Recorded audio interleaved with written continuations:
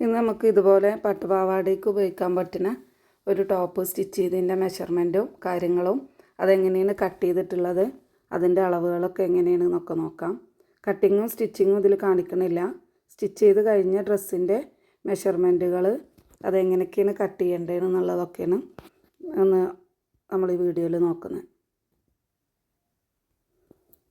അപ്പോൾ ഇതിൽ ഉപയോഗിച്ചിട്ടുള്ളത് ബ്രൊക്കേഡിൻ്റെ ക്ലോത്താണ്. ഇത് നമ്മൾ ബോക്സ് പ്ലീറ്റ് ഇട്ടിട്ടാണ് ഇതിൽ ചെയ്തിട്ടുള്ളത്. ബാക്കിൽ സിബ് വെച്ച് കയ്യിനൊരു ചെറുതായിട്ട് ബോക്സ് പ്ലീറ്റഡ് ടോപ്പിൻ്റെ മോഡലാവുകൊണ്ട് കയ്യിന് ചെറുതായിട്ടൊരു 3 പ്ലീറ്റഡും കൊടുത്തിട്ട് ഇതിൽ നമ്മൾ സ്റ്റിച്ച് ചെയ്തിട്ടുള്ളത്.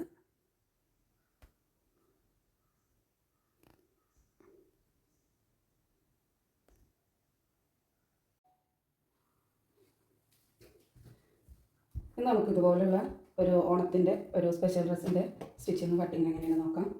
അപ്പോൾ നമ്മൾ ആദ്യം ഇതിലെടുത്തിട്ടുള്ളത് ഈ ബ്രൊക്കേഡിൻ്റെ ക്ലോത്ത്, അതുപോലെ തന്നെ അതിന് ക്രേപ്പിൻ്റെ ലൈനിങ്ങും. അപ്പോൾ ഈ ക്ലോത്ത് നമ്മൾ സാധാരണ രീതിയിൽ നമ്മൾ മെഷർമെൻറ്റും കാര്യങ്ങളൊക്കെ എടുത്ത് കട്ട് ചെയ്ത് ഓരോരുത്തരുടെയും മെഷർമെൻറ്റ് എത്രയാണോ അതുപോലെ അളവും കാര്യങ്ങളൊക്കെ എടുക്കുക.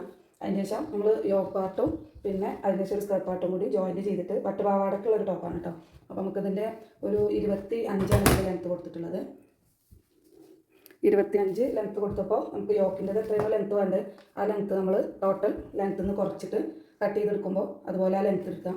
സാധാരണ നമ്മൾ ടോപ്പിന് അളവെടുക്കുന്ന പോലെ തന്നെ ഷോൾഡർ, അതുപോലെ ചെസ്റ്റ്, പിന്നെ വേസ്റ്റ് ഇതൊക്കെ എടുത്തിട്ട് നമ്മൾ ഈ യോക്ക് ഭാഗം വരെ സാധാരണ സ്റ്റിച്ച് ചെയ്യുന്ന പോലെ സ്റ്റിച്ച് ചെയ്യാം.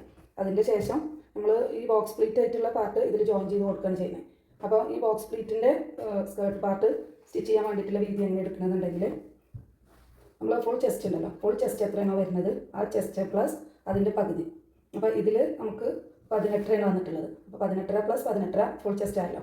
ആ ചെസ്റ്റ് പ്ലസ് ഒരു 18 കൂടി കൂട്ടിയിട്ട് കിട്ടുന്നത് എത്രയാണോ ആ ലെങ്ത്ത് അത് കൂടെ 1 ഇഞ്ച് കൂട്ടിയിട്ടുള്ള വീതിയാണ് നമുക്ക് സ്കേർട്ട് പാർട്ടിൻ്റെ അടിഭാഗത്തുള്ള ഈ ക്ലോത്തിനുള്ള വീതി വരുന്നത്. എന്നിട്ട് അതിന് ശേഷം നമ്മൾ സാധാരണ പോലെ ക്ലോത്തിൻ്റെ ഒരറ്റത്ത് നിന്ന് 2 ഇഞ്ച് 3 ഇഞ്ച് 2, 3 അങ്ങനെ കൊണ്ടുപോയിട്ട് ബോക്സ് പ്ലീറ്റ് ഇട്ടിട്ട് എടുക്കുക. അത് നമ്മൾ ഇതിനോട് ജോയിൻ ചെയ്ത് കൊടുക്കുകയും ചെയ്യാം. പിന്നെ അതിന് വീനക്കാണ് കൊടുത്തിട്ടുള്ളത്. ഒരു 7 ഇഞ്ച് ലെങ്ത്തിലും 3.5 ഇഞ്ച് വിഡ്ത്തിലും നമ്മൾ വീനക്ക് ആയതുകൊണ്ട് എടുത്തിട്ടുണ്ട്. പിന്നെ ബാക്കിൽ സിബ് വെക്കാൻ വേണ്ടിയിട്ട് ഒരു 8 ഇഞ്ചിൽ കൊടുത്തിട്ട് ബാക്കി ക്ലോസ് ചെയ്തിട്ടുണ്ട്. അതുപോലെ നമ്മൾ ഇതിൽ ഫുൾ സ്ലീവാണ് കൊടുത്തിട്ടുള്ളത്. സാധാരണ നമ്മൾ സ്ലീവ് കട്ട് ചെയ്യുമ്പോൾ എടുക്കുന്ന സ്ലീവിൻ്റെ വീതിനേക്കാളും 1 ഇഞ്ച് അധികം വീതി എടുക്കുക മുകൾ ഭാഗം. എന്നിട്ട് അതിലൊരു ചെറുതായിട്ട് 3 പ്ലീറ്റ് കൊടുത്താൽ ജസ്റ്റ് ഒരു സിമ്പിൾ പഫായിട്ട് നമുക്ക് ഈ സ്ലീവിനെ മാറ്റിയെടുക്കാൻ പറ്റും. സാധാരണ രീതിയിലുള്ള സ്ലീവിനേക്കാളും 1 ഇഞ്ച് കൂടുതൽ എടുത്താൽ മതി. അപ്പോൾ അതിൽ വീനക്ക് കൊടുത്തിട്ട് ബാക്കിൽ റൗണ്ട് നെക്കുമാണ് കൊടുത്തിട്ടുള്ളത്. പിന്നെ നമ്മൾ ലെങ്ത്ത് എടുക്കുമ്പോൾ പട്ടുപാവാടക്ക് അനുസരിച്ചിട്ടുള്ള ലെങ്ത്ത് ആദ്യം എടുക്കുക. അതിനേക്കാളും ലെങ്ത്ത് കൂടാതെ സാധാരണ നമ്മളൊരു ലെങ്ത്ത് എടുക്കുമല്ലോ, പട്ടുപാവാടൻ്റെ എത്രയാണോ ലെങ്ത്ത് ആ ലെങ്ത്ത് തന്നെ എടുക്കുകയും ചെയ്യാം.